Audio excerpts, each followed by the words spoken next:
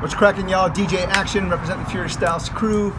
I'm here with the one and only Daryl D. We're going to show you 5 records in my collection that I would never sell or give up.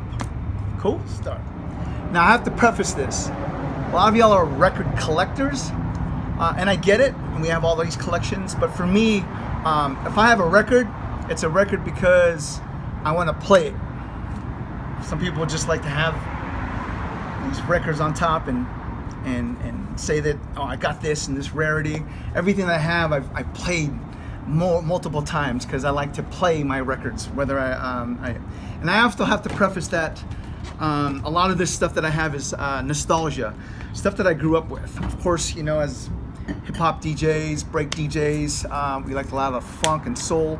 I actually grew up listening to a lot of freestyle back in the early 80s. My brother introduced me to that genre of music, and that's what got me into. But the first record I'm going to have is a 45, and it's kind of corny, but it's my mom's, rest in peace. And when I started DJing these like house parties and gatherings with my family, my mom would like, oh, play this record, or how about this record? And I think I was doing a birthday party for some relatives, and my mom bought a 45, and she even labeled it Mom. And it's a happy birthday 45.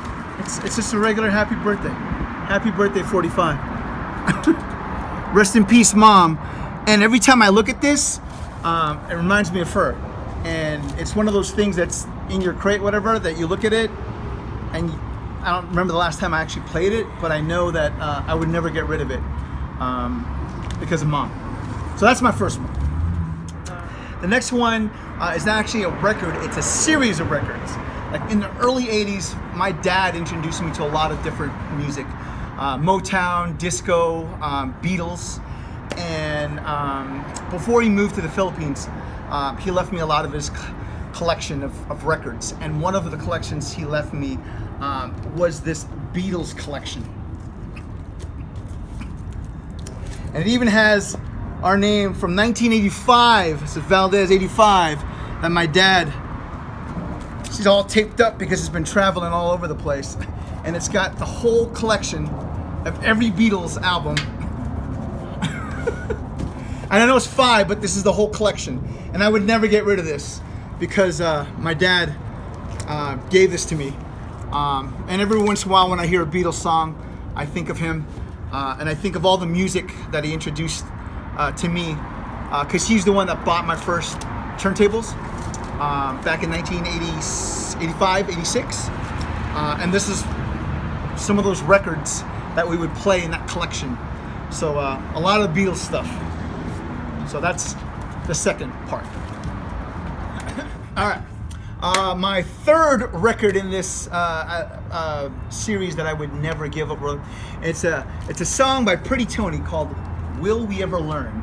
As you can see, I put BPM on there because I play all my shit, and it even has the Dymo back in the day. That's how old this record is. My dad would put on there, my brother would put on there, right? And the reason this song, the beginning of this song, has an intro about World War II, and it has Dr. Martin Luther King speaking on it, talking about how the world is and how we need to get together, and it's so important. And it's crazy how old this record is. It's relevant today, and that's the kind of scary thing about it. The fact that this record, will we ever learn, that we don't learn from our mistakes in our past and our history, and the way that the way our government is and the way everything's going on. I don't want to get all political and shit, but yeah, will we ever learn from our mistakes? So that's another record I would never give up because, one, it has a dope beat anyways, kind of freestyle-ish. I can cut to it. There's an instrumental on the other side too. But yeah, Pretty Tony, got this back in the 80s. Another dope track. So that's number 3. And the last 2, they're both together. And the reason why these 2, like I said before, my brother brought me up in a lot of electro, funk, disco, and freestyle. Brought up in the West Coast, and I listened to it a lot. And the reason I wouldn't give up these 2 records, besides that they're pretty dope, is because these are the 2 first records I learned how to blend. 2 records, my brother told me, here's the break of this record. You're gonna blend this record into this one, match the BPM, and that's how I learned to mix, blend, and the foundation of being a DJ. The first one is Connie's Funky Little Beat, Sunny View, 1985. I got a lot of 85 records. Right? There is a break on this record that's perfect. And my brother goes, you're gonna mix this next record into that because it's perfect. It's like an 8-bar break, and this goes right to it, which is Freestyles, Don't Stop the Rock. As you can see how old these are, they got the Dymo on there.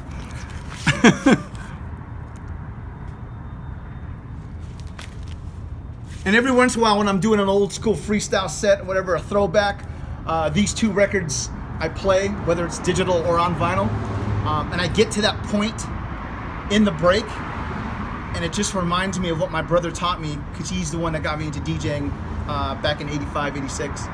And he told me to mix these 2 because we're doing a lot of house parties in LA. The party crew scene, the original party crew scene in LA, that was the big thing before raves got really big. Illegal parties where we would mix these kinds of records into those parties. My brother would steal. We would go to the police yard in Cali, and we would jump the fence, and we would steal the police car sirens, clip the sirens, and use those as our lights, ambulance lights. Put those all together, and then we would those would be our how we started our mobile DJ equipment with of course 1200s, Newmark mixer, 1580. Before that was after we got the Radio Shack mixer. We graduated from that. My dad bought us some turntables, and then we would mix these types of records. And these were the ones that I would never get rid of because they remind me of when I became a DJ, how I became a DJ, and why I became a DJ.